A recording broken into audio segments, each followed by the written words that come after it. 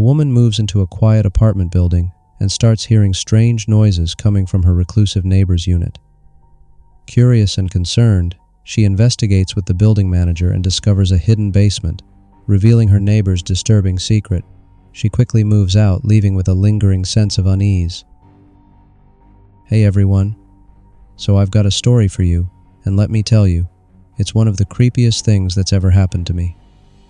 I still get chills just thinking about it. It all started when I moved into this quiet little apartment building. You know, one of those places where everyone minds their own business, and you barely see your neighbors. Perfect, right? At least that's what I thought. I'm Sophie, and I was just settling into my new place.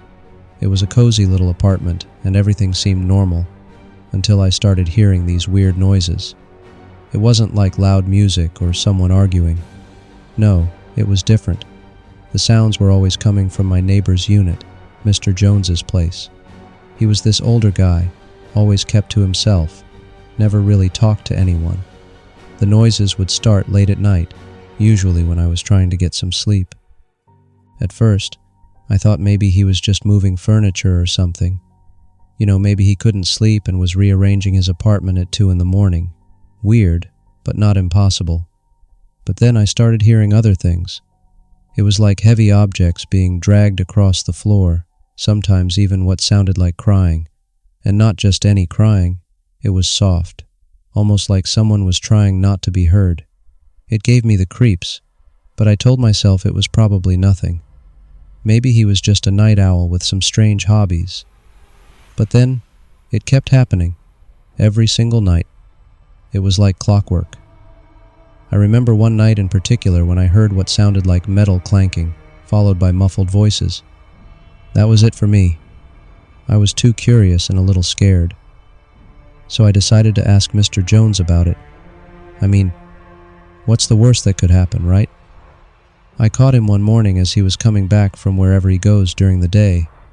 I said something like, "Hey, I've been hearing some weird noises coming from your place at night. Everything okay?" And I'll never forget the look on his face.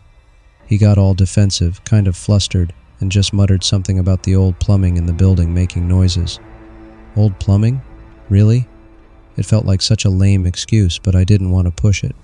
Still, the noises didn't stop, and I was getting more and more freaked out. I couldn't shake the feeling that something was seriously wrong.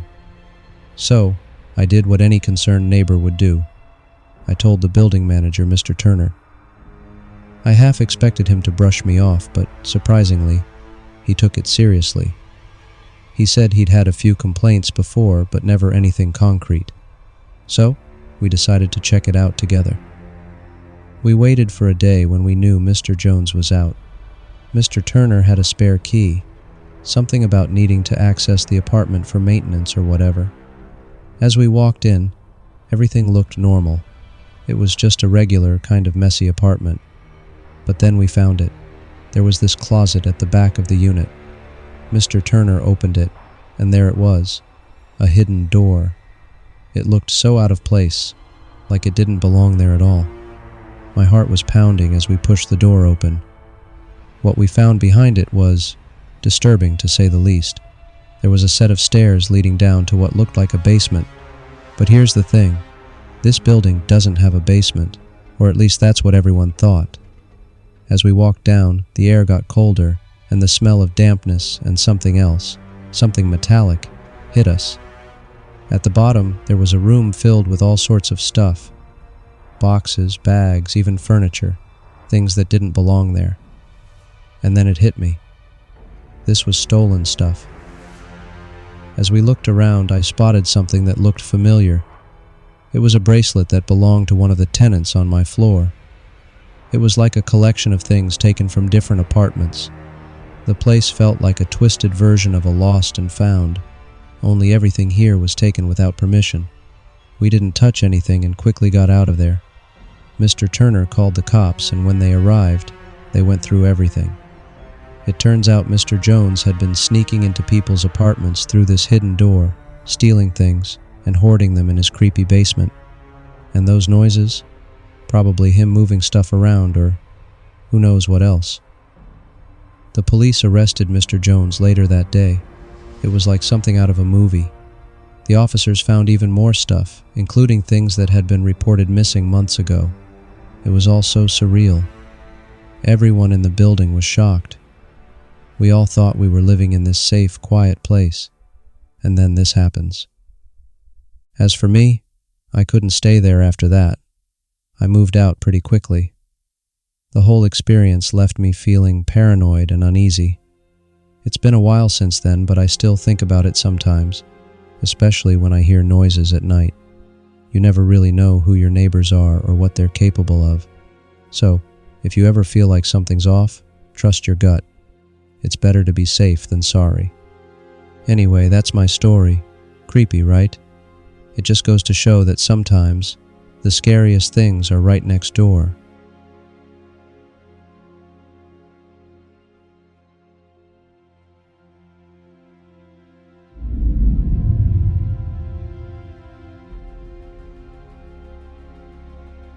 The peaceful neighborhood of one resident was shaken when Mrs. Thompson noticed that Anna, the maid, had entered a house without permission and carried large bags with her. The police discovered that Anna was part of a gang, which made the community more cautious and wary. Click the subscribe button below the video or on our channel page. Don't forget to hit the bell icon to receive notifications every time we upload a new horror story. If you enjoyed the story, give us a thumbs up by clicking the like button. Your support helps us create more content. Share our spine-chilling stories with your friends and family. Click the share button below the video to spread the fear on social media, via email, or direct link.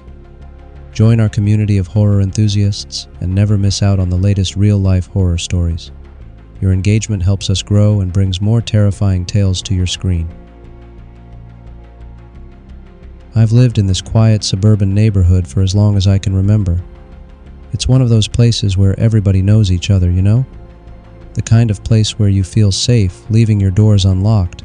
Well, at least we used to. Mrs. Thompson, my elderly neighbor, has been here even longer than I have. Sweet lady, really. She's the type who knows everything that happens on the block, but not in a nosy way. More like a caring, motherly type. Anyway, Mrs. Thompson had this neighbor, Mr. and Mrs. White, a younger couple who traveled a lot for work. They'd just hired a new maid, Anna. I remember seeing Anna around a few times, helping with groceries, gardening, the usual stuff.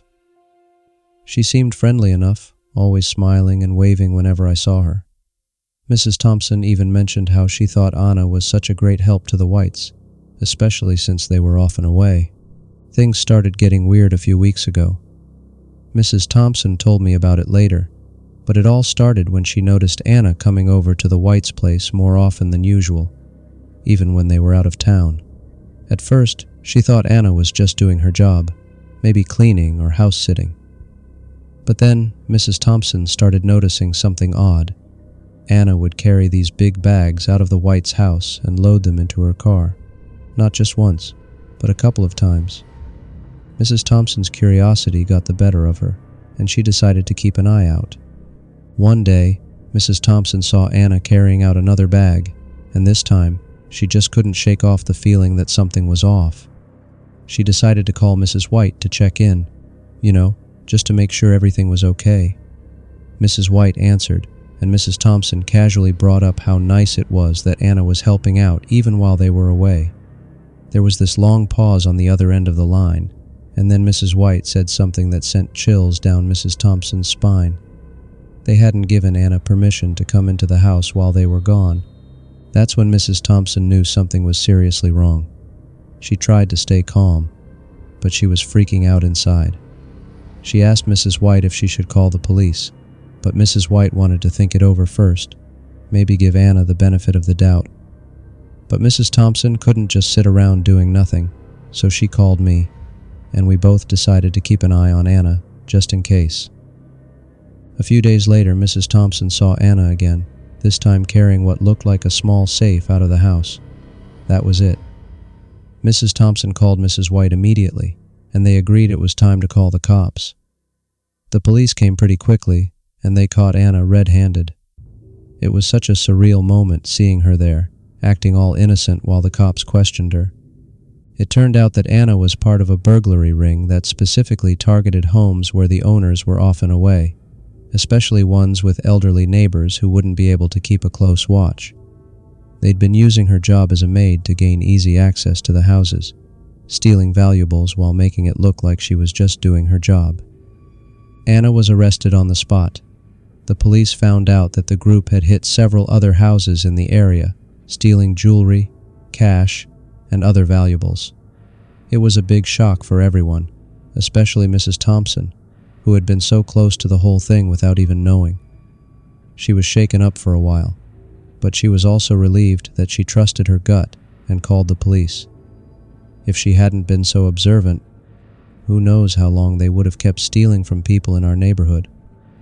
So, yeah, that's how our quiet little community got a rude awakening. It's strange, you know? You think you know people, and then something like this happens. It's made all of us a lot more cautious. Mrs. Thompson is still as sharp as ever, but now she's a bit more guarded. We all are. It just goes to show, you can never be too careful, even in a place where everyone seems to know everyone else.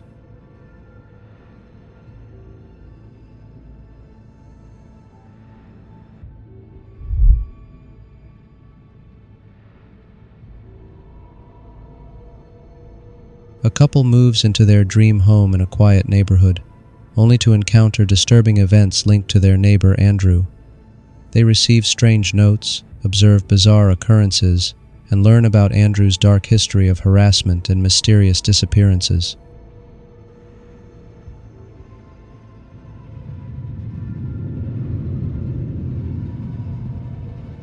I remember the day we finally got the keys to our new house.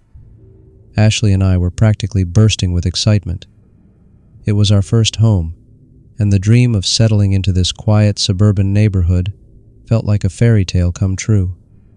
We had scoured every property listing, attended countless open houses, and finally, here we were. The house was perfect, and the neighborhood seemed so welcoming. For the first few weeks, everything was ideal. We spent our weekends unpacking and decorating, getting to know our neighbors, and enjoying the peace and quiet. Our street was lined with charming houses, and the folks we met were friendly. Well, almost everyone. Andrew, a middle-aged man who'd lived in the neighborhood forever, stood out. He was always around, mowing his lawn, trimming his hedges, or just watching from his porch. At first, I thought he was just a busybody. He would pop by to say hello and chat about the weather or offer unsolicited advice on lawn care. We were polite, but kept our distance. It wasn't until later that I realized how wrong we were to underestimate him. It started subtly. We began receiving strange notes slipped under our door. The first one was a harmless, "Welcome to the neighborhood," but it felt off. There was something unsettling about the way the note was worded, almost too formal. As the weeks went by, the notes became more frequent and more ominous. One read, "You're not as welcome as you think." Ashley and I brushed it off as some kind of weird prank. We didn't want to jump to conclusions, so we decided to ignore it and see if it would stop. But then things escalated. We started finding our trash cans moved, our porch light flickering when no one was around, and our car parked in a different spot than we left it. It was clear that someone was keeping tabs on us, and Andrew was always nearby whenever these things happened. I tried to approach Andrew about it, hoping to clear the air, but he acted as if nothing was wrong. He'd smile that unnervingly wide smile and say, "Just getting to know my new neighbors." There was something in his eyes that made my skin crawl, a sort of glint that spoke of hidden agendas and secrets. Ashley and I decided to investigate, digging into the neighborhood's history. What we found was chilling. Andrew had been living here for decades and had a history of similar incidents with previous neighbors. He was known for being overly intrusive, and there were allegations of him harassing others who moved into the area. We also learned about a string of mysterious disappearances tied to him. None of the neighbors ever spoke about these incidents openly, but the pattern was undeniable. We confronted Andrew one last time, hoping to get some answers. He seemed calm and almost amused, which only added to our growing fear. He told us that he'd been watching over the neighborhood for years, that he had a right to know who was living next door. It felt like he was trying to justify his behavior, but there was something sinister behind his words. A few days later, Ashley received a call from the police. They were investigating a report of a missing person. To our horror, the description matched one of our previous neighbors who had disappeared under strange circumstances. The police wanted to question us because our home was now a part of Andrew's twisted history. It wasn't long before Andrew vanished. His house was empty, and all his personal belongings were gone. We never saw him again. The police couldn't find any concrete evidence linking him to the disappearances, but they acknowledged that the pattern was unsettling. We tried to go back to normal, but the damage was done. The house, once our dream home, felt like a constant reminder of what had happened. We eventually moved away, unable to shake the feeling of being watched. The new owners of Andrew's house were never told about his dark past. As far as I know, they're living there now, blissfully unaware of the truth. To this day, I can't help but feel a pang of guilt. Did we ignore the signs too long? Could we have done more to prevent what happened? I don't know. All I know is that our dream home became a nightmare, and Andrew's obsession left a scar that we'll never fully heal from.